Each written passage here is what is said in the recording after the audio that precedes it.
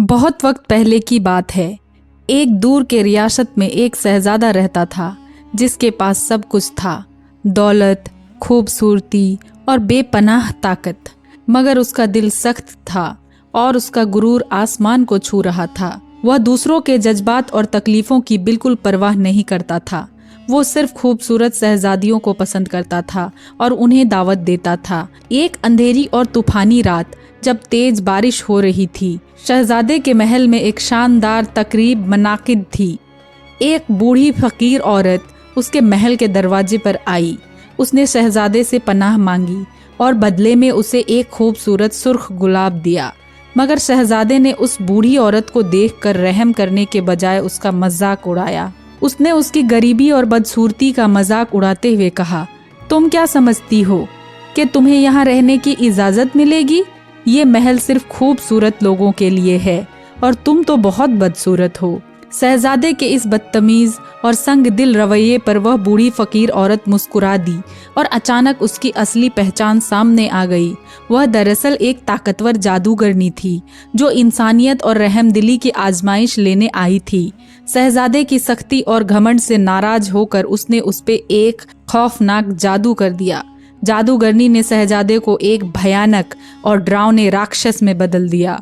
उसका शानदार और अजीमोशान महल भी इस जादू के असर में आ गया। महल में रहने वाले तमाम वफादार खादिम अपने अपने काम के मुताबिक जादुई चीजों में तब्दील हो गए। जादूगरनी ने शहजादे को वही सुर्ख गुलाब दिया और खबरदार करते हुए कहा, इस गुलाब की एक एक पंखुड़ी गिरती जाएगी और एक दिन ये मुकम्मल तौर पर ख़त्म हो जाएगी। अगर उस वक्त तक तुमने किसी से सच्ची मोहब्बत करना और बदले में उसकी मोहब्बत हासिल करना ना सीखा तो ये जादू हमेशा के लिए रहेगा। यह कहकर जादूगरनी गायब हो गई और शहजादे की जिंदगी में तन्हाई और अंधेरे में डूब गई। सालों के गुजरने के साथ जादूशुदा महल का राक्षस और ज्यादा तलख और मायूस हो गया। वो अपने महल के अंधेरे कोनों में मजीद छुपने लगा। महल के रहने वाले खादिम लूमियर, जो कि अब एक जलता हुआ शमादान बन चुका था, कॉन्ग्सवर्थ, जो एक सख्त मिजाज घड़ी में तब्दील हो गया था, मिसेस पॉट्स, एक मेहरबान चाय की केटली, और उसका हंसमुख बेटा चिप, जो एक छोटा सा प्याला बन चुका था, अब भी उम्मीद का दामन थामे हुए थे। वो यकीन रखते थे कि एक दिन कोई आएगा जो इस जादू को तोड़ देगा और सबको उनकी असली शक्ल में वापस ले आएगा। महल से कुछ ही दूर एक छोटे से गांव में एक जवान लड़की रहती थी जिसका नाम बेल था। वो अपने अजीब और अनोखे वालिद मॉरिस के साथ रहती थी। बेल उस गांव में सबसे अलग थी। जहाँ गांव के बाकी लोग अपनी सादगी भरी जिंदगी से बहुत खुश थे, वहाँ बेल के सपने बहुत बड़े और निराले थे। उसे एडवेंचर और नए जहां की तलाश थी। बेल को किताबें बहुत पसंद थी। वो अपना ज़्यादा वक्त पढ़ने में गुजारती और कहानियों में खो जाती। बहादुरी और मोहब्बत से भरी कहानियों में उसके सपनों की दुनिया गाँव की हदों से बहुत आगे थी। मगर बेल की यही खासियत उसे गांव वालों की नज़रों में अजीब बना देती थी। गांव के लोग उसे अनोखी कहते थे। हालांकि वो उसकी खूबसूरती की तारीफ करते थे, मगर उसके इल्म और आज़ाद सोच का मजाक उड़ाते थे। गांव का सबसे खूबसूरत और मगरूर शिकारी गैस्टन बेल की खूबसूरती से मोहित था। उसने ठान लिया था कि वह बेल से शादी करेगा, मगर बेल को गैस्टन की हरकतों और बातों से चिढ़ होती थी। उसका गुरूर और शख्सियत की गहराई का ना होना उसे बिल्कुल भी पसंद नहीं था। गैस्टन ने कई दफ़ा बेल से अपनी मोहब्बत का इजहार किया और उसे शादी का पैगाम दिया, मगर बेल ने हर दफ़ा उसे इजहार मोहब्बत को रद्द कर दिया। वो अपनी दुनिया में एक मुख्तलिफ तरीके की साथी तसव्वुर करती थी, ऐसा जो उसके सपनों को समझ सके, ना कि उसे सिर्फ एक चीज़ की तरह देखे। बेल के वालिद मॉरिस एक इजादकार थे। उनका रवैया भी गांव वालों को अजीब लगता था, मगर बेल अपने वालिद से बहुत मोहब्बत करती थी और उनके सपनों और तल्खी सोच को पसंद करती थी। दोनों एक दूसरे का सहारा थे और मॉरिस भी अपनी बेटी की अनोखी सोच को समझता था। गांव की रोशनी, शोरगुल और गैस्टन के ना खत्म होने वाले पैगामों के दरमियान बेल के दिल में एक अलग ही बेचैनी थी। वो अपने सपनों और आज़ादी की तलाश में थी जो उसे इस छोटे से गांव से बाहर कहीं मिल सकती थी। उसे नहीं पता था कि उसकी यह तलाश उसे एक श्रापित महल और एक डरावने राक्षस की तरफ ले जाएगा। एक दिन मॉरिस ने अपनी ईजाद को पास के मेले में पेश करने के लिए सफर शुरू किया। वो अपनी अनोखी मशीन दिखाने के लिए बहुत पुरुम्मीद था, मगर सफर के दौरान वह एक घने और डरावने जंगल में भटक गया। सूरज ढल चुका था और जंगल में अजीब व गरीब आवाजें गूंज रही थी। कहीं दूर भेड़ियों की डरावनी चीखें सुनाई दे रही थी जो माहौल को और भी खौफनाक बना रही थी। भटकते भटकते मॉरिस को दरख्तों के दरमियान अजीम व शाम महल नजर आया। महल राजदारी तरीके से अंधेरे में चमक रहा था, मानो जंगल के दरमियान छुपा हुआ कोई जिंदा मखलूक हो। सर्दी और खौफ से कांपते हुए मॉरिस ने पनाह की उम्मीद से महल का दरवाजा खटखटा दिया। जब मॉरिस ने अंदर कदम रखा तो उसने देखा ये कोई आम महल नहीं था। हर चीज अपने आप ही हिल रही थी, मानो यहाँ कोई जिंदा मखलूक रहती हो। महल के जादूशुदा नौकर जो सालों से तन्हाई और मायूसी में जी रहे थे, मॉरिस को देखकर खुश हो गए। लूमियर, कॉन्ग्सवर्थ, मिसेस पॉट्स और चिप ने उसका पूरे जोश से इस्तकबाल किया और उसे आराम से बैठने को कहा।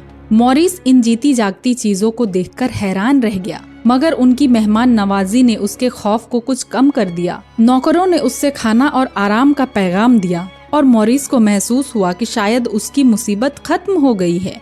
वो सुकून से एक बड़े कमरे में सो गया। सुबह जब वो उठा तो उसने देखा कि उसके कपड़े तैयार रखे थे और नाश्ता भी लग चुका था। मॉरिस ने खुशी खुशी नाश्ता किया और वापस जाने की तैयारी करने लगा। जाते वक्त उसने महल के बाग में एक खूबसूरत गुलाब देखा। उसे देखकर वह इतना मोहित हो गया कि उसने गुलाब तोड़ लिया, मगर जैसे ही उसने गुलाब तोड़ा, एक डरावना राक्षस वहां आ गया।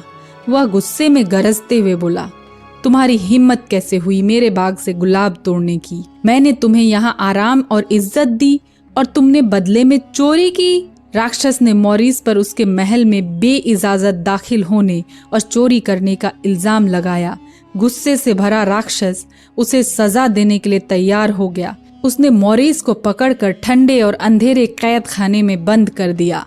इधर गांव में जब मॉरिस का घोड़ा अकेला वापस आया तो बेल घबरा गई। उसे समझ नहीं आ रहा था कि उसके वालिद के साथ क्या हुआ होगा। अपने वालिद की हिफाजत की फिक्र करते हुए बेल ने घोड़े को तैयार किया और उसके रास्ते पर निकल पड़ी। घने जंगल और सर्दी के बावजूद बेल ने हौसला नहीं हारा। वो भेड़ियों और अंधेरों से डरते हुए भी आगे बढ़ती रही। आखिरकार वह उस डरावने महल के सामने पहुंच गई, जिसे देखकर उसकी आंखें फटी की फटी रह गई। जब बेल महल के अंदर पहुंची तो उसने देखा कि उसके वालिद एक ठंडी अंधेरी कैद खाने में कैद हैं। यह देखकर उसका दिल कांप गया। तब बेल ने देखा कि एक खतरनाक राक्षस उसकी तरफ आ रहा है। उसे देखकर वह डर गई, मगर अपने वालिद को बचाने के लिए उसने राक्षस से मिन्नत की कि वो उसके वालिद को रिहा कर दे। राक्षस ने गरज कर कहा, तुम्हारे वालिद चोर हैं, उन्होंने मेरे महल के बाग से गुलाब चुराया है। यह सुनकर बेल बोली, मेरे वालिद ने वो गुलाब मेरे लिए तोड़ा था, क्योंकि मैंने उनसे कहा था कि वो मेरे लिए एक गुलाब लेकर आए। उनकी इस छोटी सी गलती पर उन्हें इतनी बड़ी सजा ना दें। मगर राक्षस ने उसकी बात सुनने से इनकार कर दिया। बेल ने हौसला जमा किया और अपने वालिद को आज़ाद करवाने के लिए कैद खाने का दरवाज़ा खोलने की कोशिश करने लगी। राक्षस ने उसे चेतावनी दी, अगर ये दरवाज़ा एक मर्तबा खुला और फिर से बंद हो गया तो तुम इसे दोबारा खोल नहीं पाओगी। बेल ने इस बात की परवाह किए बगैर अपनी पूरी ताकत से दरवाज़ा खोलने की कोशिश की। आखिरकार उसने कैद खाने का दरवाज़ा खोल दिया और अपने वालिद को बाहर धक्का दे दिया, मगर जब तक वो खुद बाहर निकल पाती दरवाज़ा फिर से बंद हो चुका था। बेल ने अपने वालिद से कहा, अब्बू आप जल्दी से यहाँ से चले जाइए, मैं किसी न किसी तरीके से अपनी जान बचा लूँगी। मॉरिस अपनी बेटी को इस हालत में छोड़ने के लिए तैयार नहीं था, मगर बेल ने उसे तसल्ली दी कि वो ठीक रहेगी। आंसू भरी आंखों और बहुत भारी दिल के साथ मॉरिस ने अपनी बेटी को अलविदा कहा। उसने दिल में ठान लिया था कि वो अपनी बेटी को इस शापित महल से छुड़ा के ही रहेगा। अब बेल महल की कैदी बन चुकी थी। उसे नहीं मालूम था कि उसकी जिंदगी अब किस मोड़ पर जाने वाली है, मगर उसने अपनी किस्मत को कबूल कर लिया और अपने वालिद के लिए ये कुर्बानी खुशी खुशी दे दी। शुरू में बेल राक्षस की डरावनी शकल और उसके गुस्सैल मिजाज से बहुत डरी हुई थी। एक दिन राक्षस ने बेल को डिनर के लिए दावत दी।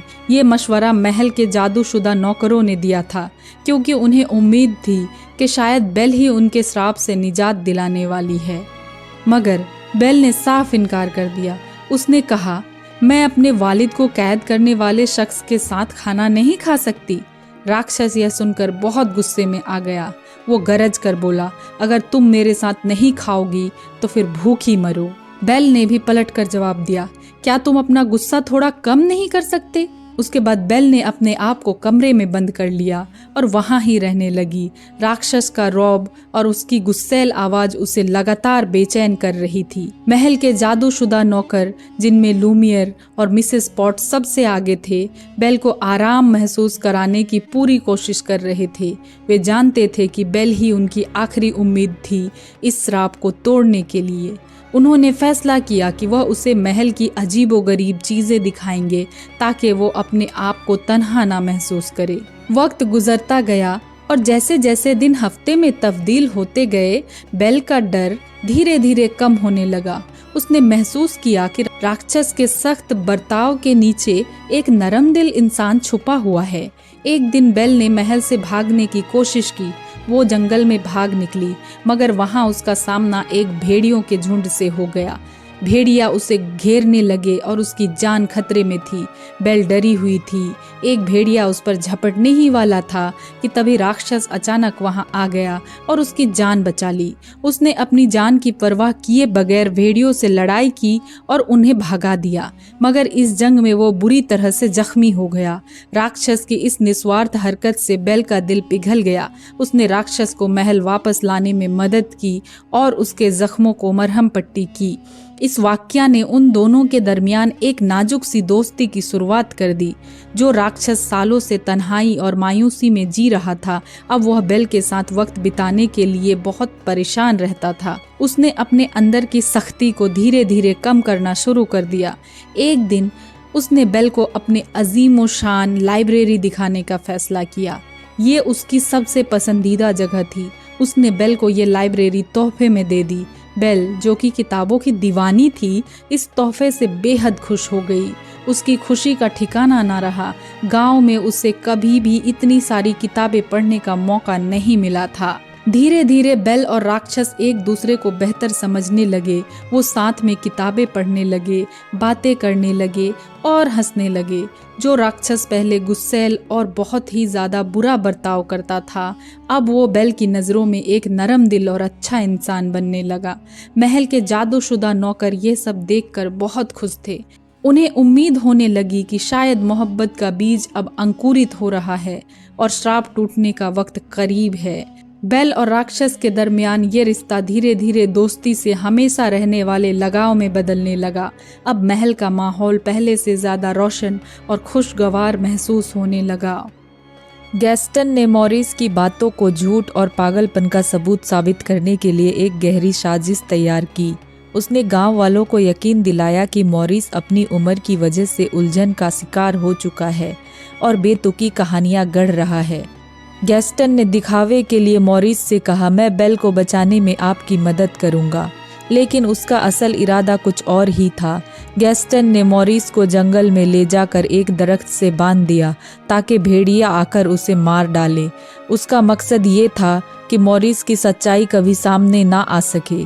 इस दौरान एक औरत वहां पहुंच गई और मॉरिस को भेड़ियों से बचा लिया।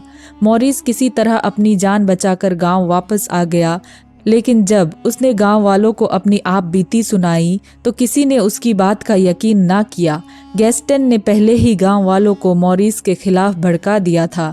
उसने सबको यकीन दिलाया कि मॉरिस पागल है और उसका इलाज किसी पागल खाने में होना चाहिए। इसके बाद गैस्टन ने मॉरिस को धमकाया और उसे मजबूर करने की कोशिश की। उसने कहा, अगर बेल ने मुझसे शादी के लिए हाँ नहीं की तो मैं तुम्हें पागल खाने में बंद करवा दूंगा। गैस्टन की चालाकी मॉरिस और बेल दोनों के लिए एक बहुत बड़ी मुसीबत बन चुकी थी। महल में बेल और राक्षस के दरमियान रिश्ता अब गहरी दोस्ती और समझदारी में बदल चुका था। राक्षस, जिसने अपनी जिंदगी में पहली बार सच्चा प्यार महसूस किया था, यह समझ चुका था कि वह बेल से मोहब्बत करता था।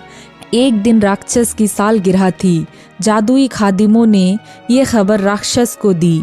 बेल ने सोचा कि इस दिन को खास बनाने के लिए कुछ करना चाहिए। उसने राक्षस की सालगिरह मनाने के लिए पूरे महल को सजाया और एक शानदार तकरीब का इंतजाम किया। सालगिरह की खुशियों में बेल और राक्षस ने बहुत मज़े किए। बेल ने राक्षस को डांस करना सिखाया और दोनों ने मिलकर बहुत खूबसूरत डांस किया। सब कुछ बहुत अच्छा और खुशगवार था। महल के जादुई खादिम भी यह लम्हा देखकर बहुत खुश थे। लेकिन कुछ देर बाद बेल के चेहरे पर उदासी छा गई। राक्षस ने उसकी आंखों में मायूसी देखी और पूछा, बेल, तुम इतनी उदास क्यों हो? बेल ने आहिस्ता से कहा, मुझे अपने वालिद की बहुत याद आ रही है। मुझे नहीं पता वो कैसे होंगे। राक्षस ने यह सुनकर बेल के जज्बात को समझा और उसकी मदद करने का फैसला किया। उसने बेल को अपनी जादुई आईना दिखा दिया और कहा, इसमें देखो, ये तुम्हें तुम्हारी वालिद का हाल दिखाएगा। बेल ने आईने में देखा और उसे नजर आया कि उसका वालिद मॉरिस खतरे में है। गांव वालों और गैस्टन की झूठी बातों की वजह से मॉरिस को बहुत परेशानी हो रही थी। गांव के लोग उसे घेर कर मारने की कोशिश कर रहे थे। यह देखकर बेल का दिल बेचैन हो गया। उसकी आंखों में आंसू आ गए और वह जोर से बोली, मुझे अपने वालिद के पास जाना होगा, वो मुसीबत में है। जब राक्षस को ये बात मालूम हुई तो उसने अपने दिल पर पत्थर रखकर बेल को जाने दिया। उसने कहा, तुम्हारे वालिद को तुम्हारी ज़रूरत है, तुम जाओ और उनकी मदद करो। यह कहते हुए उसने बेल को जादुई आईना भी दे दिया ताकि वो जब चाहे उसे देख सके, और जब बेल आईने में राक्षस को याद करेगी तो वो राक्षस के पास आ जाएगी। हालांकि बेल को जाने देने का राक्षस का बिल्कुल ही इरादा नहीं था, क्योंकि वह उसे सच्चे दिल से चाहने लगा था। बेल गांव वालों के पास आ गई, वक्त पर अपने वालिद को बचा लिया, लेकिन उसने देखा कि गांव में गैस्टन ने झूठी कहानियां फैला दी थी। बेल ने गांव वाले को सच दिखाने का फैसला किया। उसने जादुई आईने का इस्तेमाल किया और गांव वालों को राक्षस की तस्वीर दिखाई। उसने कहा, यह वही राक्षस है जिसके बारे में मॉरिस ने बात की थी, लेकिन यह खतरनाक बिल्कुल नहीं है। ये बहुत मेहरबान है, इसने मेरी जान बचाई है। गैस्टन यह देखकर गुस्से में आ गया। उसने गांव वाले को भड़काना शुरू किया। उसने कहा, यह राक्षस एक खतरा है, हमें इसे खत्म करना होगा। उसने लोगों को राक्षस को मारने के लिए उकसाया और भीड़ इकट्ठा कर ली। गैस्टन की क़ियादत में गांव वाले मशाले और हथियार लेकर महल पर हमला करने के लिए रवाना हो गए। महल के जादुई खादिमों को इस हमले का पता चला। उन्होंने महल की हिफाजत की तैयारी शुरू कर दी। दूसरी तरफ राक्षस, जो अब मुकम्मल तौर पर मायूस हो चुका था, उसने लड़ने की ख्वाहिश खो दी थी क्योंकि बेल जा चुकी थी। बेल ने यह सब देखकर फैसला किया कि वो महल जाकर राक्षस को बचाएगी। वो गैस्टन और गांव वाले को रोकने के लिए महल की तरफ दौड़ पड़ी, यह जानते हुए कि वो अपने सच्चे प्यार को खोना नहीं चाहती। महल में गैस्टन और राक्षस के दरमियान एक खतरनाक जंग हुई। बेल के जाने से दिल टूटा राक्षस ने शुरू में लड़ने की कोई ख्वाहिश जाहिर ना की। वो मायूस और कमज़ोर महसूस कर रहा था। गैस्टन ने इसका फ़ायदा उठाते हुए राक्षस पर मसलसल हमले किए। तभी अचानक बेल महल में वापस आ गई और ज़ोर से पुकारने लगी, राक्षस, मैं वापस आ गई हूँ। बेल की आवाज़ सुनकर राक्षस को एक नई ताकत मिली। उसे एहसास हुआ कि बेल ने उसे छोड़ा नहीं है, वो उसे बचाने के लिए वापस आई है। इस हौसले से राक्षस ने गैस्टन को पूरी ताकत से मुकाबला किया।